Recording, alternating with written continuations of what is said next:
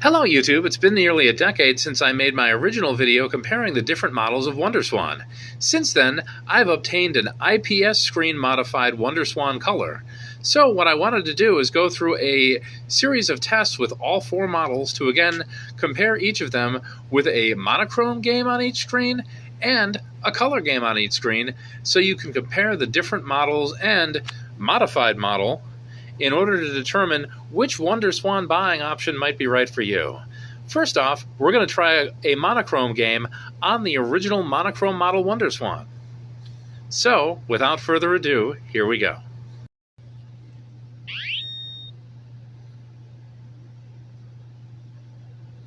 And the game we're showing off here is Space Invaders, the classic 1970s arcade game.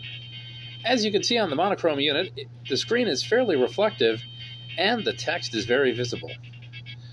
The title screen should be coming up here momentarily, and we'll get a good look for comparison's sake. And you can see, in good lighting, the monochrome unit isn't too bad to use. Like all four model Wonderswans, it only requires one battery, and will only play monochrome games, so unfortunately we won't be able to test our color game as well. Now that you've seen what the monochrome unit looks like, let's try the Wonderswan Color next.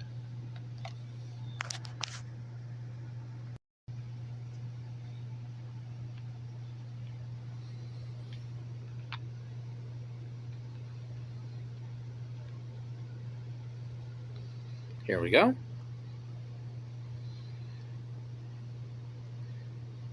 And as you can see, we had to tilt it into quite a bit of light to be able to see the color screen. But the text is reasonably visible. And shortly we'll have the title screen. There's our classic Space Invaders invader. And this is what it looks like on the Wonderswan Color. Not as bad as I remember. Now, let's try it on the Swancrystal.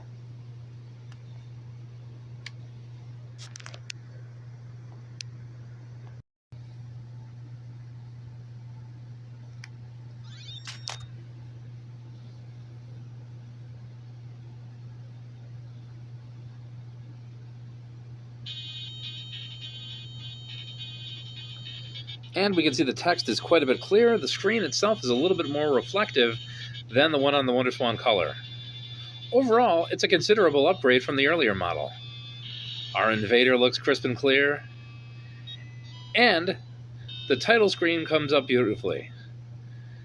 So, of the stock models of Wonderswan, the Swancrystal is definitely the one to get, though they're no longer as inexpensive as they were when I originally obtained mine.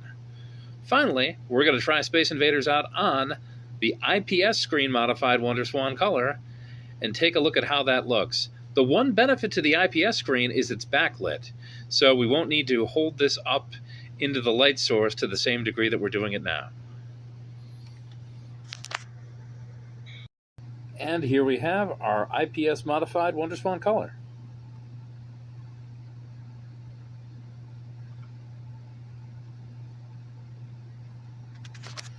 And I may need to hold it up slightly in order to press the power button. There we go.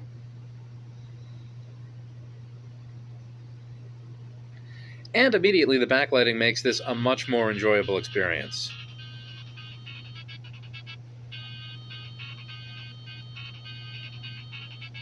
You can also see the individual pixels to a wonderful degree. There's a far better ratio of contrast. Even with monochrome games, the IPS screen modded Wonderswan is absolutely the winner here. So, next, let's test out color games between the Wonderswan Color, the Swancrystal, and finally, our new IPS modded Wonderswan Color. So our first game for the color test is going to be Final Fantasy.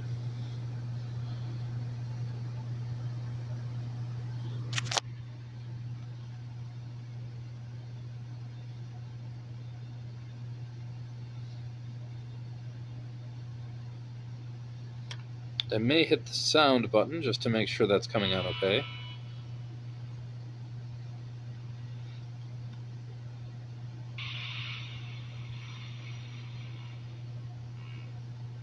And we're trying to get this in the right light.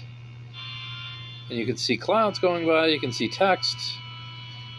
And it's very, very difficult to get a good read on this screen, especially with color.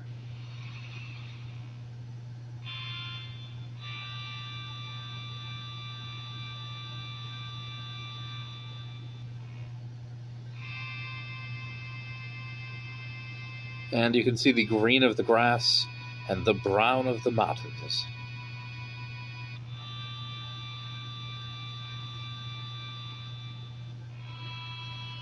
And we're going to see if pressing a button will bring it to the title screen. And it did.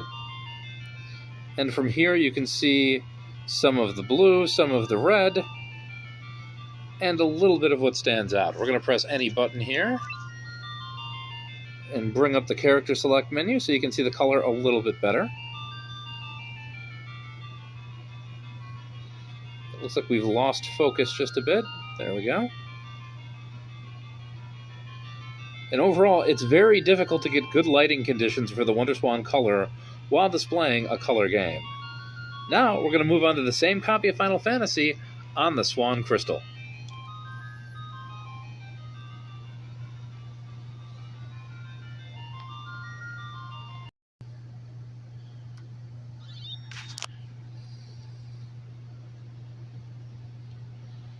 And right away, we see our Squaresoft logo.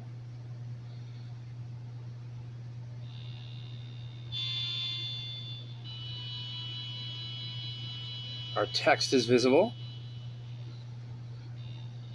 We're going to press a button here to get the game started and to bring up the title screen. And you can see how much more reflective this screen is, how much better the color contrast is, how the push any button red is very vivid, while at the same time there's blue in the globe over the Final Fantasy logo.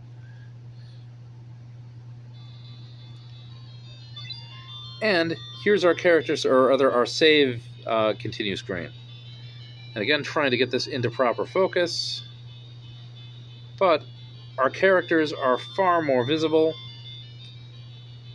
And you can see how much more reflective the screen is in that you're seeing some reflection going on from the lighting above. Finally, let's try Final Fantasy on the IPS modified Wonderswan Color, shall we? And here's the IPS modified Wonderswan Color. We're not even having to wrestle with the lighting because of the backlight. And you can clearly see the clouds going by as text goes over the screen. Going to bring up the title screen. And it looks clear as day. The color contrast between the push any button compared to the blue in the warrior and the black of the Final Fantasy text is perfectly visible. We're going to very quickly bring up our save screen. And you can see how much clearer and how much crisper everything looks with the IPS modded screen and specifically the backlight. So, as a final part to this video, if you're looking to get a Wonderswan and you're looking to play games, not just collect, by all means, the IPS modded Wonderswan colors, and there's a variety of people selling kits to do this, along with a few sites that have been selling pre-modified ones, is absolutely the way to go. Now, I know there are lag tests and things of that nature that people have run to see if this screen refreshes at quite the rate of the original. In playing platform games, in playing action games, in playing puzzle games, I've not noticed a significant difference, but I've certainly not utilized the tools necessary to determine whether or not there's any additional latency added by the IPS screen. But overall, the added convenience of backlighting and of much crisper color make this far and away the best experience for playing Wonderswan games on original hardware. So, this is Wonderswan Model Comparison Part 2.